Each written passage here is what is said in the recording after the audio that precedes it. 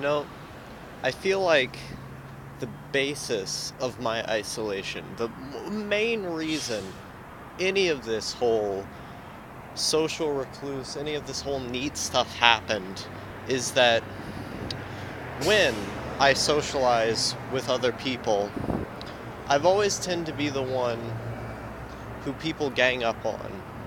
That when everybody in the room seems to have a quality that they think is normal, I'm the one who descends from that, whether that be the way that I look or, you know, my size or my opinions, something about it. Like, there's always going to be that one that people notice and then they call you out on it.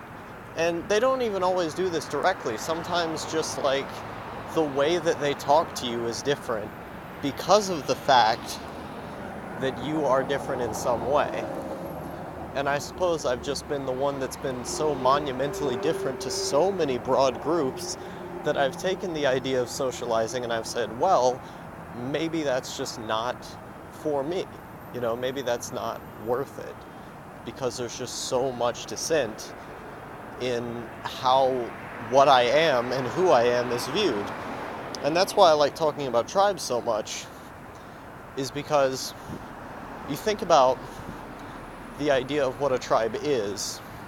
It's a group of people who all understand one another and who, in fact, let me see if this person's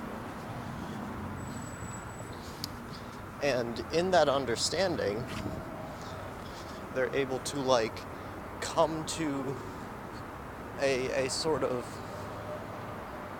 a sort of new group, like they're able to decide, oh, we all get this thing between one another, and the fact that we understand this is going to make it to where we can all just sort of talk to each other naturally without like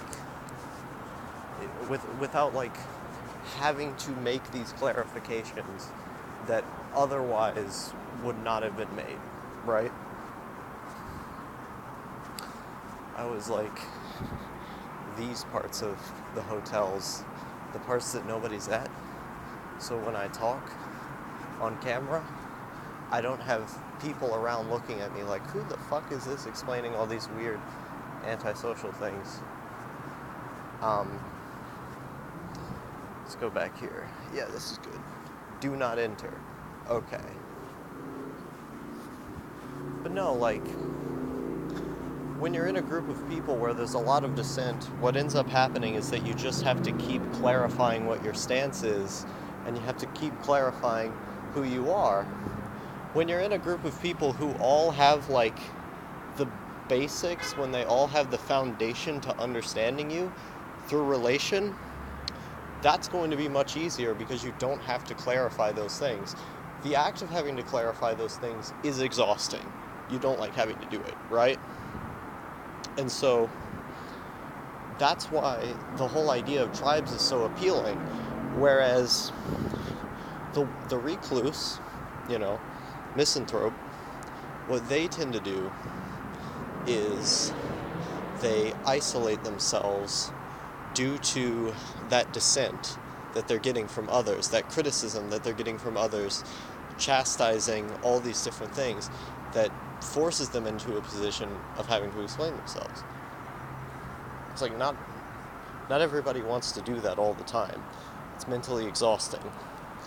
And so they find themselves in the position that their own company is the one that they'd like to keep the most, because that's where they're at the most peace. And I just think it's really interesting to think about how these two ways of life between people differ so greatly, especially when, the lifestyle that I've taken represents more of, that of the neat, the misanthrope and all that.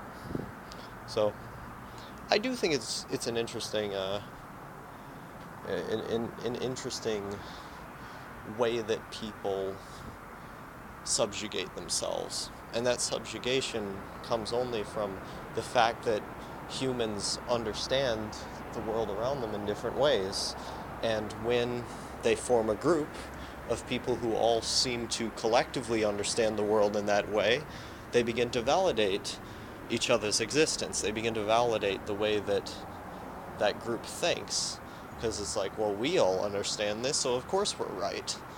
And when you're in a group situation where everybody is thinking that way, and then you're the one who, sits there and tries to explain what their stance is, you end up ganged up on, mob mentality. And that's not fun. It's easier just to be by yourself.